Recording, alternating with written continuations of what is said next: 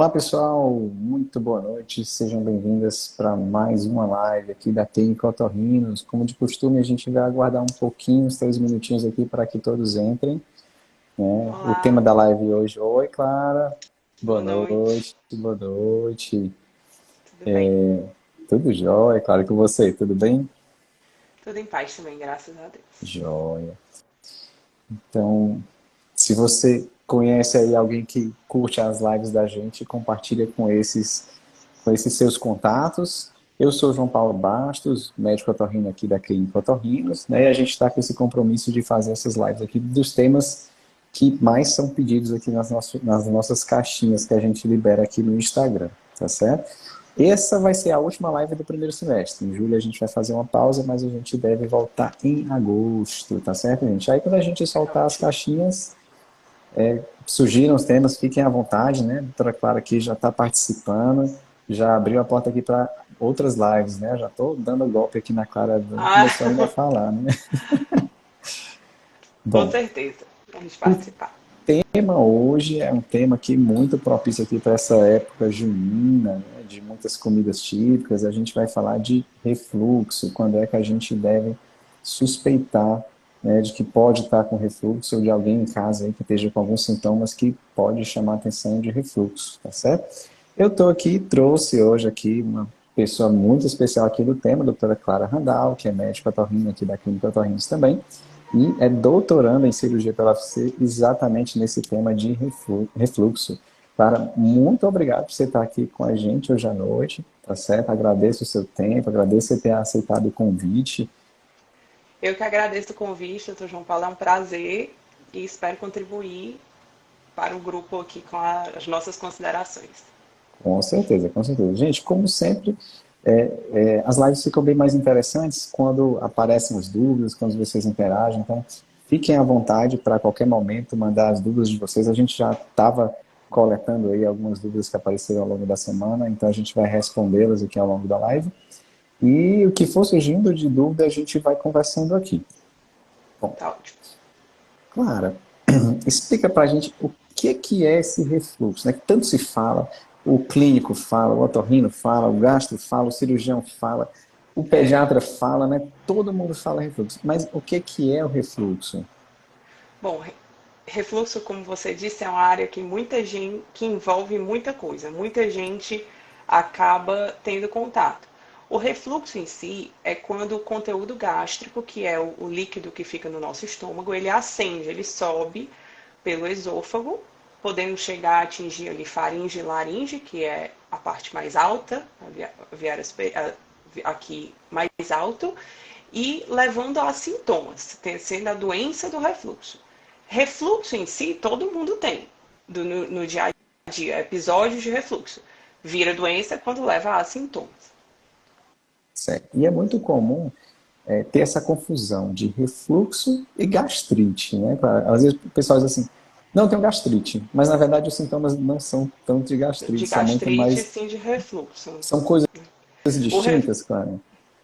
Gastrite é a inflamação da mucosa gástrica, da mucosa do estômago. Pode vir associado ou não com refluxo, que é essa ascensão do conteúdo gástrico, essa subida do conteúdo gástrico. Os sintomas de refluxo em si, os típicos, os mais tradicionais, conhecidos, os sintomas ditos típicos, são azia e queimação, pirose. A azia, aquela sensação de desconforto, e a pirose, que é a sensação de subida mesmo, do ácido queimando, voltando. Esses são os sintomas de refluxo gastroesofágico. O refluxo ele também pode se manifestar de outras maneiras, com os sintomas conhecidos como atípicos, que entram uma tosse persistente, uma rouquidão que vai e volta, uma sensação de pigarro na garganta, uma vontade de ficar limpando a garganta. Pode estar associada até com infecções de repetição.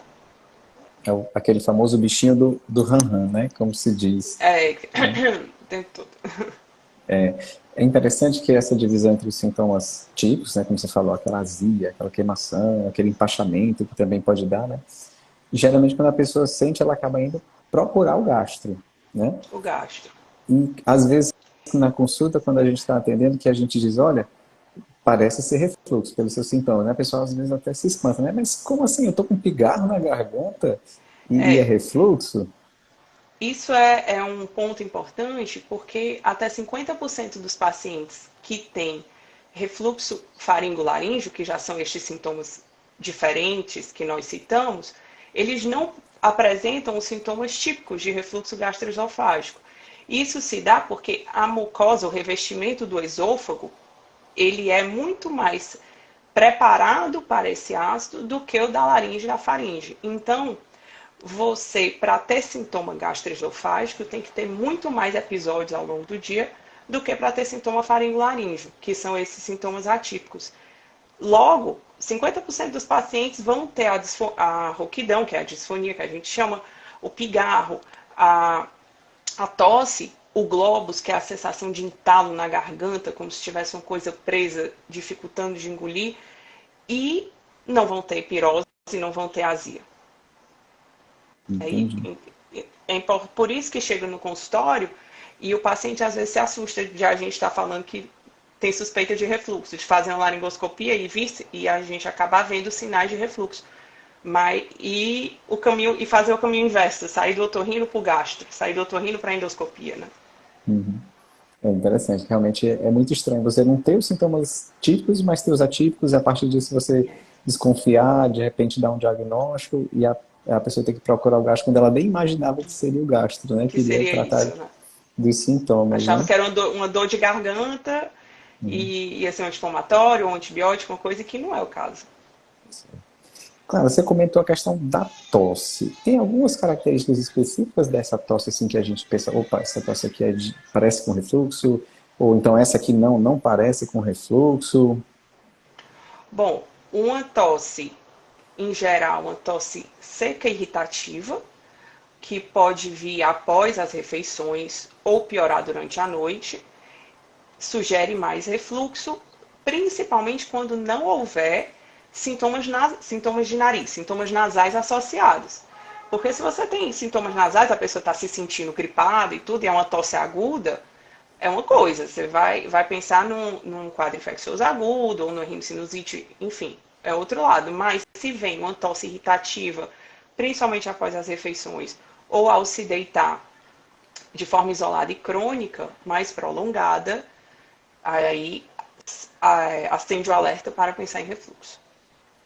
Legal. O Jonas até comentou aqui, Jonas, um abraço para você, obrigado por estar acompanhando aí a live. Ele comentou aqui, fez uma pergunta aqui para você, Clara. Os sintomas atípicos são mais difíceis de controlar do que os típicos, né? Ou seja, esse que a gente está falando de pigarro, de rouquidão, é mais difícil de controlar do que a azia, a queimação? Sim, sim. Os estudos eles mostram que a resposta aos tratamentos tradicionais, em geral tratamentos medicamentosos, ela é melhor dos sintomas típicos do que dos sintomas atípicos. E isso, hoje em dia, já se discute se a, o porquê. O que se trata geralmente é para tentar reduzir o ácido do estômago. E já os estudos mais recentes têm tentado desvendar se há alguma outra substância do conteúdo gástrico que cause os sintomas atípicos. Desta forma, responderiam melhor a um outro medicamento. Então, sim, estatisticamente, eles respondem menos ao tratamento tradicional. É que então demoraria mais tempo para responder, eu precisaria de Demora mais doses tempo, precisa de uma maiores. dose geral mais alta. Normalmente se faz 2 vezes ao dia e por um período mais prolongado. Quando normalmente os sintomas típicos se começam uma vez ao dia e reavalia. Isso aí vai depender de caso a caso. Então, aí já vem mais uma dificuldade aqui para a gente, né? A gente já deu um diagnóstico que a pessoa não estava esperando, já vai passar o medicamento numa dose maior, por um tempo maior, e ainda diz assim, olha, vai demorar para responder, não é rápido, né? Responde, claro, melhora, principalmente se associar um pilar fundamental do tratamento de refluxo, que é a mudança de estilo de vida, os hábitos alimentares, associar algumas medidas comportamentais que são fundamentais para o tratamento da doença em si. Não é apenas um medicamento. É muito mais que um medicamento para tratar. Na verdade, o medicamento é uma parte do É tratamento, né? uma Não é parte. tudo. E não é uma parte para sempre. Os pacientes perguntam muito isso, eu vou usar para sempre o remédio? Bom, a intenção é que não. A intenção é que a gente consiga tirar eventualmente. Eu costumo responder assim, depende. Se você continuar se alimentando do jeito que está, É, você vai precisar para sempre, né? Se você é, não mudar o que você está fazendo, não tem como sair, né? é.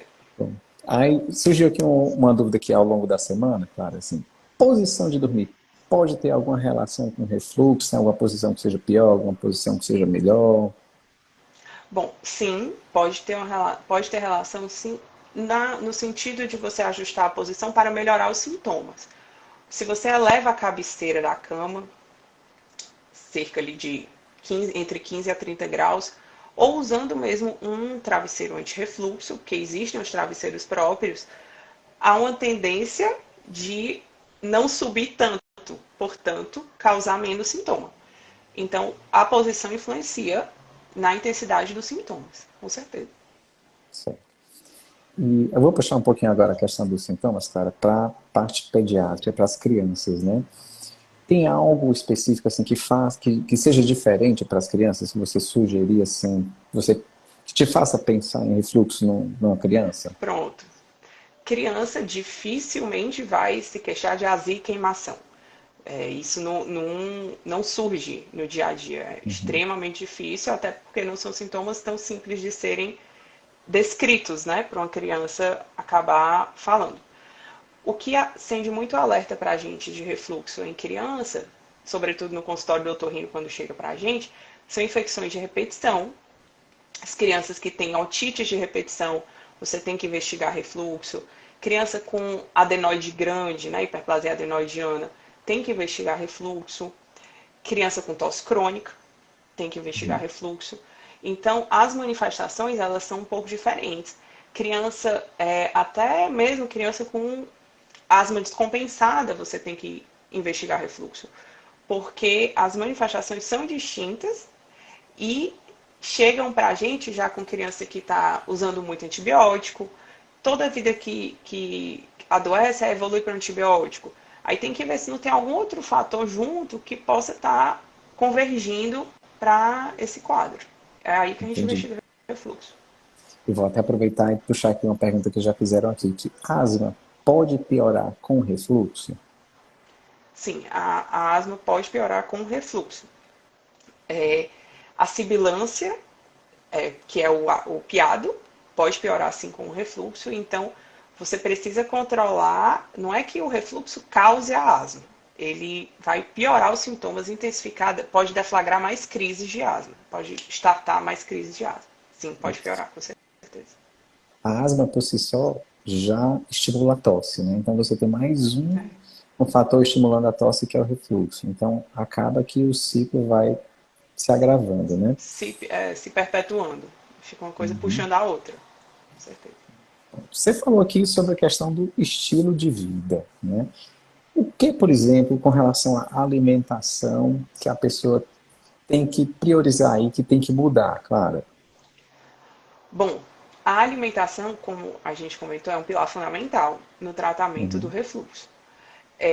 Alimentos condimentados, alimentos com teor de cafeína alto, alimentos gordurosos, eles tendem a piorar os sintomas de refluxo. Alimentos, se você manter uma alimentação balanceada com mais fruta, verdura, fibras, você tende a melhorar os sintomas, a reduzir os sintomas. Além do que, alguns hábitos de rotina na alimentação, de não fazer refeições tão copiosas, né, refeições de grande volume, é melhor fracionar refeições, não deitar assim que comer, idealmente jantar pelo menos 2 a 3 horas antes da hora de dormir, também é extremamente importante.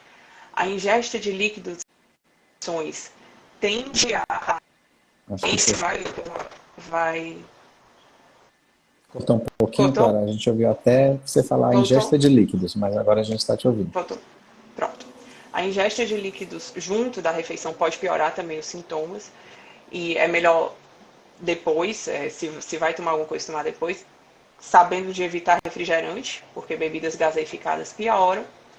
Então, essa educação alimentar é fundamental. Além do que, você fazer uma refeição com calma, mastigar bem, evitar ultraprocessados que também pioram.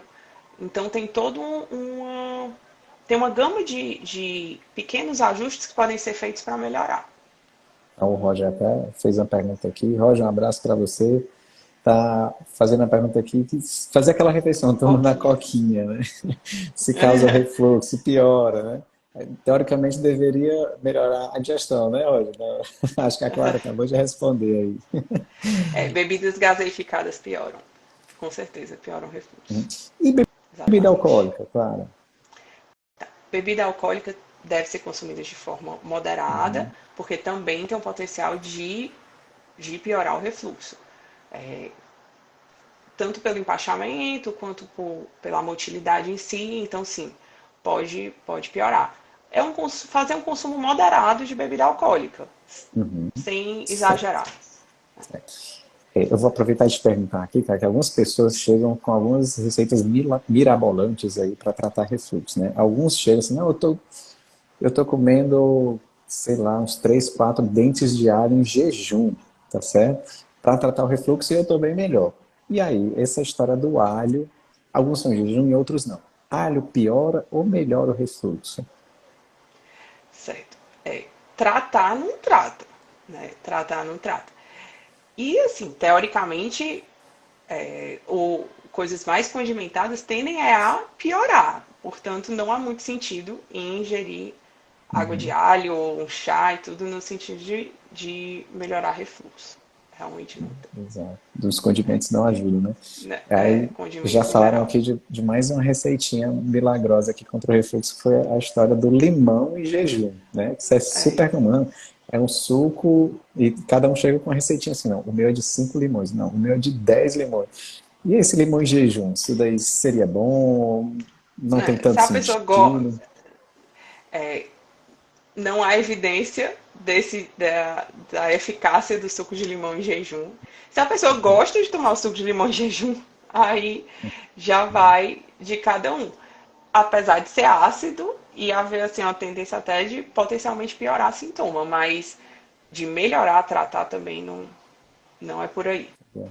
Aí, de repente você pega o estômago que está lá, né? Passou É, horas, né? já tá irritado, né? Já tá o revestimento, a mucosa irritada, inflamada, aí Você irrita coloca mais. mais ácido, né? Mais Já ácido. está irritando mais. Não Estão faz muito perguntando sentido. aqui sobre café. E aí, café, o que é que você Tá. orienta Ca- com refluxo, cara?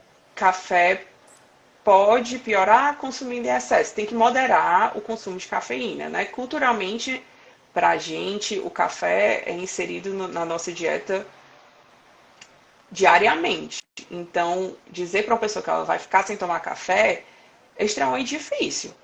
Então, se você modera o consumo, toma ali 2 xícaras pequenas, aquela xícarazinha do cafezinho mesmo, não é a xícara grande, né? 2 xícaras pequenas ao longo do dia. É, isso influencia em várias outras coisas também. Um consumo moderado de café, se sabe que ele é bom, só é não exagerar. Então, se você vai tomar o café, saiba que é uma quantidade menor. Ah, e o descafeinado, se o problema é a cafeína, né? O descafeinado, ele tem cafeína. Ele tem 50% a menos de cafeína, mas ele tem. Então, se você gosta muito do café em si, líquido café, se você consumir o descafeinado, você pode consumir o dobro do líquido. Mas sabendo que ainda assim tem cafeína. Né? Não é vou ficar sem cafeína tomando descafeinado. Não é isso, ele tem. Essa ideia do Então pode com descafeinado, né? moderação. Essa ideia do descafeinado é muito É, interessante, porque às vezes a gente às vezes restringe café para o refluxo, restringe café para quem está com tontura, restringe café para quem está com tontura. insônia, né? E a É. pessoa migra de repente tudo para o descafeinado e acha que a vida resolveu e continua. Achando que não está consumindo cafeína, porque o nome leva a isso, né? O nome induz, mas não é, ele é metade, é metade, Perguntaram 50%. aqui sobre bolo. Bolo tem alguma relação aí com Certo. refluxo? Bolo, tapioca, pão, os carboidratos em geral, se consumidos em excesso, também podem piorar os sintomas de refluxo. Pode dar aquele empachamento e piorar, que são os carboidratos mais simples, né? Então pode piorar sim. é um consumo moderado. É importante que as pessoas entendam quando a gente, no consultório, quando a gente passa as orientações, o médico proibiu isso, o médico proibiu aquilo. O médico não proibiu. O médico explicou que aqueles alimentos têm um potencial de piorar os sintomas. Portanto, devem ser consumidos com moderação. Então, se você modera, você não vai comer 3 fatias de bolo, mas se você comer uma fatiazinha de bolo e fica bem, porque os pacientes também eles passam a entender como é que o refluxo deles funciona, até que ponto eles podem ir. E isso ajuda no tratamento. Então, os carboidratos simples assim, eles podem, menos complexos, né, que chama, eles podem piorar. Peraí que eu vou aproveitar. Ah, sim. Aproveitando essa questão dos carboidratos que você acabou de falar, vou pegar aqui mais uma dúvida que surgiu. O chocolate amargo seria menos prejudicial? Não é igual tontura, né? Não é igual Uhum, tontura. O chocolate amargo, ele pode também levar aos sintomas de refluxo. Então, não é exatamente no mesmo raciocínio da tontura quando a gente fala. Porque uhum. ele é estimulante de alguma forma, né? Ele é estimulante também podendo piorar. Então, tudo tem um certo potencial, tudo não, mas muita coisa tem um certo potencial de causar refluxo, porque como a gente disse no começo, o refluxo em si, até um certo grau, ele acontece em todo mundo. Então, existe um percentual fisiológico, digamos assim, normal de você ter. E existe gente que tem uma azia ou queimação eventual e não é por isso que ela vai ter a doença do refluxo. Aquilo tem que ter um impacto na vida dela. Então, eventualmente, certos alimentos vão causar sintomas pontuais e a pessoa vai aprendendo a conviver. Então, aqui ainda sobre a questão do estilo de vida. A gente comentou bastante aqui sobre a questão alimentar. E o que mais que a pessoa precisaria mudar de estilo de vida? Né? Cigarro tem alguma relação? Tá? Não tem relação com refluxo? Cigarro piora. Cigarro extremamente irritativo piora, assim, refluxo, além de todos os outros motivos pelos quais não deve fumar, estimular o cigarro, então sim, pode piorar o refluxo. Inclusive cigarro eletrônico também, que hoje em dia é extremamente difundido, também tem o potencial de piorar o refluxo, além de ser fator de risco para diversas outras doenças até mais graves, mais sérias, e por isso que a gente desestimula, desaconselha fortemente o tabagismo. Então, sim, pode piorar. Quais outras mudanças de vida que a pessoa deve ter? Claro.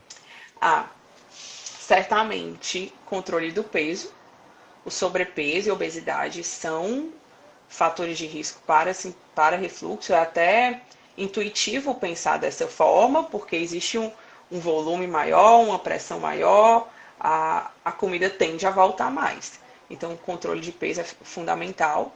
E atividade física, tanto para o controle de peso, quanto para equilibrar as outras funções, digamos assim, controlar as outras afecções que a pessoa pode ter e isso vem a melhorar o refluxo também. Então, a atividade física é fundamental também. Aí você já citou aqui algumas outras, uma questão de fracionar mais, né, a dieta, em vez de ficar muito tempo sem se alimentar. Aí eu vou puxar aqui outra coisa. Aquilo que a pessoa diz assim, eu não janto, parei de jantar, né? Então, assim, Tá. esse Não, hábito, né, o que não. é que você acha? É, o jejum prolongado, ele não vai ter relação para tratar o refluxo. Então, assim, fazer as refeições, se você mantém uma dieta saudável, você se policia para jantar ali um pouco, 2 a 3 horas antes da hora de dormir, você deve jantar, até para não passar a noite inteira, vai passar muito tempo em jejum. Então, sim, não há necessidade de você tirar uma refeição. É melhor você fracionar as refeições e se habituar a obedecer a hora das 2 a 3 horas antes de dormir. Interessante que não é nada realmente engessado. Tem gente que faz, por exemplo, jejum intermitente, que às vezes passa 16, 24 horas sem se alimentar, e essa pessoa não tem nada, né? Então, às vezes, você pode ser interpelado e dizer assim, poxa, mas e essa pessoa que faz jejum intermitente? Olha, é como a Clara falou, Se você não tem a doença do refluxo, essa pessoa não vai ter tanto problema em ficar tanto tempo É, em jejum. Mas se a pessoa tem a doença, aí a recomendação realmente é fracionar para que evite fracionar. ficar muito tempo, né, com o estômago, entre aspas, vazio, tá Estômago certo? vazio. É, estômago vazio, exatamente. A Giovanni comentou uma coisa aqui, claro. Vinho branco mais leve que o vinho tinto para quem tem refluxo, né? Não sei se foi uma pergunta. Teor alcoólico, pelo menos, é a mesma coisa, né? Não sei a questão da digestão do vinho tinto com relação ao vinho branco, mas se a gente for pensar somente no teor alcoólico, não vai É fazer tanta igual. diferença, né? É, entrando no álcool em si, não vai fazer tanta diferença. Então, Para quem tem tontura ou enxaqueca, por outro lado, o vinho tinto tende a ser pior do que o vinho branco. Mas uhum. aí já é outro raciocínio. A Herbênia comentou aqui que o filho dela tem 6 anos e tem refluxo. Ela fala que mudou a alimentação dele, mas que ainda assim a tosse dele persiste. O que que pode ser, Clara? Será que ele ainda está com refluxo? Ou será que pode ter outros fatores aí? Bom, certamente merece uma avaliação. A primeira coisa é essa. Tosse persistente, então vai merecer uma avaliação. Criança dessa idade precisa ver também a parte nasal, que pode convergir, pode estar associado e potencializar essa tosse. E, eventualmente, em criança, apesar de não ser tão difundido assim como é nos adultos, a gente vai precisar de medicação eventualmente em criança. A gente segura até onde dá, mas quando vê que a criança tem muito sintoma ou que está levando a outras coisas, usa medicação em criança, que existem medicações seguras que além dos ajustes alimentares. Então, e criança tem outra coisa. A gente toma muito leite, né? E as crianças, às vezes, é um leite noturno, que é um hábito, muito mais do que uma questão alimentar, é um hábito de dar mamadeira ou dar um leitinho para a criança dormir. Aí a criança já toma deitada para dormir o leite. E a gente não se toca que aquilo ali pode estar sendo a causa, pode estar piorando o refluxo dela. Então, o leite noturno, a gente sempre tem que lembrar de falar, porque é uma coisa muito cultural também. E de repente você está fazendo duas coisas que não são boas para o refluxo. Você está dando leite, que tem realmente uma digestão mais lenta, né? Mais É um lenta, alimento que leite é considerado sólido até, assim, para efeitos de jejum, né? Porque chega lá no estômago, para efeito de jejum de anestesia, é considerado sólido. então, deitado e tomando um É, alimento que é considerado sólido, né? Então, são duas é, coisas que não se devem fazer, né? A questão do hábito. Não adianta, às vezes, você melhorar tudo aquilo, mas o leitinho da noite, né? Ele só dorme com leite, então só dorme com leite tem que de pensar em mamadeira. tudo isso daí, de mamadeira ainda, né? Então, bom, quando é assim que você deve suspeitar que talvez precise fazer algum exame aí para ver se realmente é isso, claro. Pronto. Quando chega ao consultório do médico, o médico ele vai avaliar se você tem algum fator de risco para as potenciais complicações de doença do refluxo ou se você apresenta algum sinal de alarme. Uhum. É, sinais de alarme que você precisa com certeza procurar ajuda. Sangue nas fezes, uma perda de peso inexplicada, é, sintomas que já apareceram você bem mais velho, assim, nunca teve refluxo, vai ter refluxo com 60 anos. Então, tudo isso é preciso ligar o alerta, que talvez justifique um exame complementar. A idade influencia e esses sinais de alarme também. Então, se você está tendo sintoma de refluxo ou sintomas atípicos que a gente conversou, na consulta, o médico vai ver se você precisa de uma endoscopia, por exemplo, ou de uma laringoscopia. A laringoscopia a gente vê até a laringe e vê os sinais indiretos de refluxo. A gente vê os sinais de refluxo faringolaríngeo, que vê a laringe inflamada, vermelha. Existe uma graduação, existe uma classificação para isso. E a endoscopia vai examinar a parte do esôfago e estômago. É importante saber que endoscopia e laringoscopia são exames complementares para o diagnóstico de doença do refluxo, mas não é obrigatório ter alteração nos exames para que você bata o martelo e diga é refluxo. Até porque o exame mais preciso para diagnosticar a ascensão do conteúdo, é um que você passa uma sonda no nariz, a pessoa passa 24 horas com essa sonda, medindo realmente o pH, medindo a substância que está subindo. Nem sempre é feito, vai variar as indicações, isso aí é muito individual de cada caso, mas é importante saber que os exames complementares, eles vêm para auxiliar no diagnóstico e para identificar possíveis complicações da doença. Claro, você comentou aqui sobre 2 sinais de alerta que realmente a gente deve explicar um pouquinho melhor para quem está acompanhando a gente. Você falou da perda de peso. Explica para a gente como é que é essa perda de peso que levanta alguma suspeita. É uma perda de peso que a pessoa não esteja fazendo dieta, ou seja, uma perda de peso não intencional. Uma pessoa que perde 5% do peso sem fazer dieta, mantendo os hábitos normais, você já tem que ligar o alerta. Tem que ver se existe alguma coisa diferente. Aí a investigação, lógico, na consulta, vai ver se existe alguma outra coisa que direcione, mas perda de peso associada aos sintomas de refluxo tem que ser investigado. Uma anemia inexplicada também tem que ser investigado. Como eu disse, presença de sangue, isso aí é bem fácil de entender que precisa ser investigado, sangue nas fezes, no caso. E então, assim, é uma perda de peso não intencional, que a gente chama.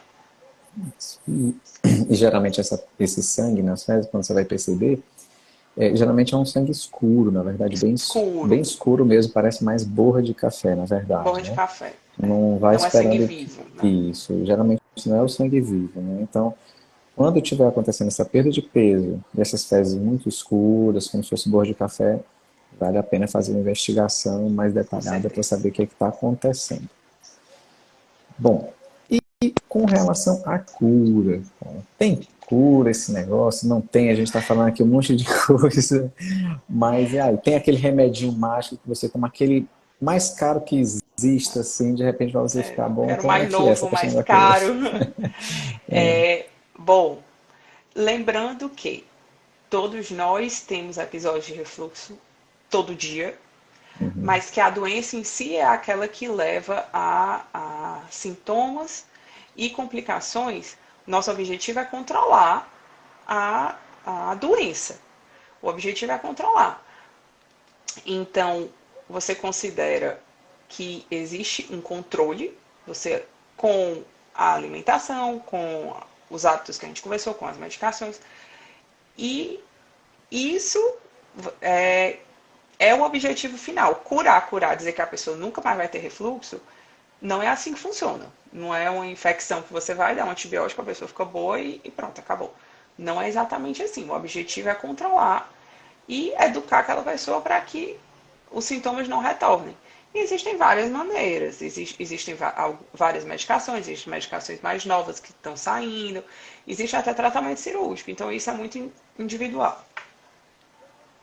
É interessante que essa questão das doenças crônicas, né? Por exemplo, no nosso meio também é muito comum com uma rinite alérgica, né? Às vezes a pessoa está fazendo o tratamento, está usando o antialérgico, está fazendo todo o tratamento, mas não tomou os cuidados com o ambiente, né? Então, às vezes ela É, para o medicamento e volta tudo, né? volta tudo. E é bem parecido com a questão do refluxo, né? Então, às vezes você se confia porque está tomando medicamento, melhorou os sintomas, aí volta a se alimentar de uma forma que, enfim, vai voltar o refluxo e de repente volta tudo, né? Fica inevitável. Ah, surgiu uma perguntinha aqui bem interessante, cara. A gente falou sobre o café, né? Então você vai lá e diz assim, olha, você não pode tomar café, troca pelo chá. É todo chá que dá certo? Tem algum chá que não dá certo? Explica melhor essa questão do chá, claro. Certo. Os chás.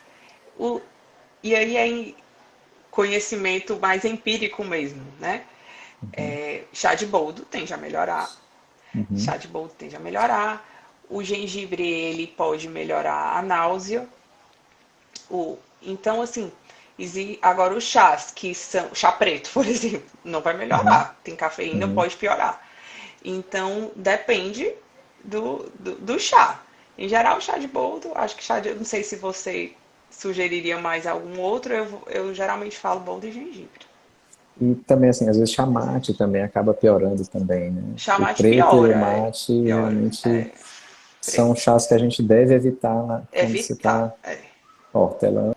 boa, né? A hortelã, na verdade, é uma boa a gente falar porque hortelã acaba sendo um medicamento que, perdão, um alimento que entra aí como um irritante ou não, cara? Aquele suquinho de abacaxi com hortelã, por exemplo, né? Aí o suco abacaxi com hortelã tem um potencial mais irritante, com certeza. Você está juntando um alimento ácido, né, junto com hortelã, então acaba que, Hortelã e pode piorar. né? Aí nesse comentou Essas, aqui, pode falar, claro. tô dizendo que esses ajustes alimentares, ainda mais esses chás e tudo, a, evitando o chá preto e o chá mate, como você citou, os chás que tem mais cafeína, em geral, pode melhorar ou pode não interferir também, né? Uhum. Não interferir. É como você falou, o ideal é que a pessoa, né, vá se conhecendo melhor, né? É, Quando o sintoma é muito característico, não, quando eu como isso, eu sinto logo a azia, né? Então você sabe, se você comer aquilo ali, você vai sentir. Então quando vai você piorar. começa, vai piorar, né? Então quando você começa a associar os sintomas atípicos, como a gente está falando do pigarro, da rouquidão, da tosse, então você vai começar, apesar de ser um sintoma mais indireto, você começa a fazer essa associação também, né? Então fica mais interessante para conseguir controlar os sintomas. Com certeza. Vai se conhecendo, né? Vai se conhecendo. É. Eu sei que você já respondeu, mas surgiu uma dúvida aqui, cara. E com relação a miojo aqui para as crianças, né? Tem muita criança aí fã de miojo. Tá, miojo não é recomendado para ninguém, para nenhuma faixa etária. Além, é caloria vazia praticamente de nutriente, extremamente, é ultraprocessado, condimentado, tem muito condimento. O pauzinho é muito condimento, então, se relacionando miojo com refluxo, certamente a resposta é não. E o não também para, em termos nutricionais, não acrescenta nada. Realmente É não deve ser indicado. carboidrato, condimento, Carboidrato, né? condimento Ah, sem nenhum nutriente assim uhum. considerável. A Inês botou muito sódio, muito sódio. Tem muito, quase tudo de ruim, né, Inês? Realmente não é interessante, não. Tem mais alguma coisa, cara, que você queria complementar isso da questão do refluxo? Quais são as tendências aí dos últimos estudos, né? E você já que está aí doutoranda no tema, né? Deve estar estudando muita coisa legal aí. Eu acho que as tendências atuais, sobretudo para o refluxo faringolaríngeo, que é puxando mais para a nossa área, é tentar agir nas outras substâncias além do ácido. Tá ouvindo? Tá bem. Além do ácido, tá ok, né? Além do tradicional, que é inibir a produção do ácido. E então, existem substâncias criando uma barreira protetora, substâncias para estimular o trânsito, para poder reduzir aquela volta, porque a volta se dá porque o esfíncter, porque o anel lá debaixo do esôfago não está funcionando direitinho. Então, existem as linhas, elas vão mais para essa parte de métodos de barreira e agir nas outras substâncias, além do ácido. Por aí. É Eu interessante acho que o saber que. refluxo é algo do dia a dia de muitas especialidades médicas, porque vem junto com várias outras coisas. E também é importante, as pessoas têm uma tendência a querer usar um protetor. Como é difundida a medicação como um protetor gástrico, acha que porque tem outras doenças ou outras medicações e está irritando o estômago e tem que tomar para proteger. Mas Proteger, não é né? bem assim que funciona. Né? Não é o protetor gástrico, ele tem uma função específica, você não vai usar como, enfim, só sem ter nada. Não é por aí. Já que é bom, vou usar. Já que é um protetor, vou usar, né? O nome associa, então as pessoas têm a tendência a achar que é algo positivo em todas as esferas e necessário. Positivo vai ser quando bem indicado, né? A Cláudia fez uma pergunta aqui, Clara, ela está querendo saber se existe alguma relação de doença do refluxo e de diabetes. Existe não de causar, o refluxo causando diabetes, não.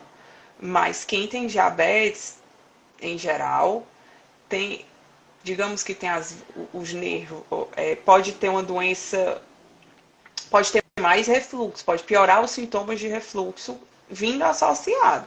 Mas o refluxo causando diabetes, não. É porque quem tem diabetes, às vezes, tem um. Cortou o áudio, claro. Mais complexa, mas pode Desculpa ter te os sintomas. interromper, claro. Na hora que você começou a explicar, cortou aqui pra gente. Você pode repetir? Pronto. Tá ouvindo? Estamos ouvindo, sim.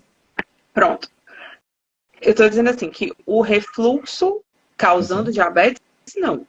Certo. Mas o paciente que tem diabetes, ele, dependendo do grau do diabetes, ele tem uma tendência a ter alguns acometimentos nervosos que podem deixar o trânsito intestinal mais lento, como se o estômago ficasse mais cheio, e isso piorar os sintomas de refluxo, mas não o refluxo causar diabetes.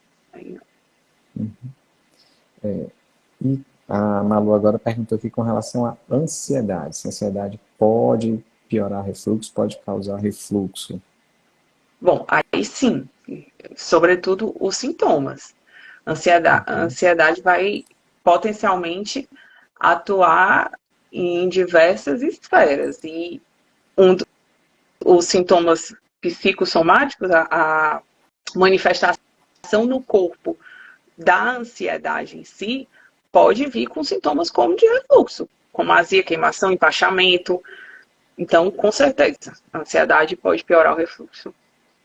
Para a gente até, às vezes, um desafio essa questão do bolo da garganta, né? Como a gente comentou no começo, que o refluxo pode causar essa sensação de bolo na garganta. O E a entalo, ansiedade vem também pode, né? Então, muito às vezes, similar. é um desafio para você chegar nesse diagnóstico, se você exclui, se você realmente acha que ele pode ter um componente de cada aí, causando o bolo na garganta, né? Aí é bom porque os hábitos de mudança de estilo de vida também vão ajudar na ansiedade e as coisas, essas doenças crônicas, elas têm que ser tratadas em conjunto. Não adianta um remédio milagroso, tem que ser o conjunto para poder melhorar a longo prazo. Vai melhorar tudo, melhora a alimentação, melhora porque faz atividade física, acaba melhorando a ansiedade e melhora o refluxo, né? Melhora o refluxo, melhorar o sono. É uma espiral do bem, né? Quando você começa a fazer os hábitos corretos, acaba que tudo tende a melhorar também. Com certeza. Legal. O JL aqui comentou que a namorada dele tem refluxo por conta da ansiedade, né? Que é isso que a gente acabou de comentar. Até mesmo a ansiedade acaba, por si, acaba produzindo uma quantidade maior de ácido, né? Então já predispõe gastrite, refluxo e tudo isso. Né? E é um ciclo. Uhum. Gente, alguém tem mais alguma dúvida? Alguém quer aproveitar aqui a presença da doutora Clara com a gente para perguntar alguma coisa mais sobre refluxo? Mas é bem interessante, cara, você comentou que os estudos atuais estão meio que pensando fora da caixa, né? Então, antigamente, durante muito tempo, se passou muito tempo desenvolvendo medicamentos, todos com a mesma função, né? Tentando bloquear ali a produção do ácido, e agora a tendência é pensar, espera aí, e se não for o ácido, se for outra coisa, né? Será que a gente tem que tratar também essa outra coisa para melhorar? Foi então, do começo lá, a pergunta do começo de por que a resposta dos sintomas atípicos ela não é a mesma da dos sintomas típicos. Então, talvez a resposta esteja em outra causa. E é isso que a gente vai pesquisar. Porque já que os medicamentos que existem hoje em dia para combater essa acidez são tão bons, né, são tão eficientes, por que demora tanto? Né? Por que às não vezes não ficou bom logo? responde? Né? Então, é muito interessante. Vou trazer aqui mais uma dúvida que mandaram aqui na internet. Enquanto isso, pessoal, fique à vontade para mandar mais alguma dúvida, que acho que o que eu tinha programado para falar aqui com a Clara, ela já conseguiu dar conta de tudo. Mandaram essa dúvida aqui na nossa caixinha, Clara. Tem uma tosse seca com um pigarro incolor. Pode ser asma? Aí colocou assim que o refluxo nunca acabou. E aí, essa tosse tem relação com asma, tem relação com refluxo? Como é que é isso? Essa tosse seca, ela pode... É mais fácil ser do refluxo, uma tosse seca com pigarro, é muito típico de refluxo e pode estar sendo gatilho, pode estar piorando, perpetuando a asma, que foi o que a gente comentou. Tosse seca com pigarro. E se tem refluxo, se a pessoa sabe que tem refluxo, se já tem os outros sintomas também, é mais provável que essa tosse esteja potencialmente piorando a asma e venha do refluxo. Então, Tem que tratar as duas coisas. controlar o refluxo para poder Controlar o controlar a refluxo. asma direito, né? Exatamente. E do mesmo jeito que você tosse muito também, porque está com asma, pode acabar causando também refluxo, né? Então vira um ciclo É um ciclo. vicioso, né?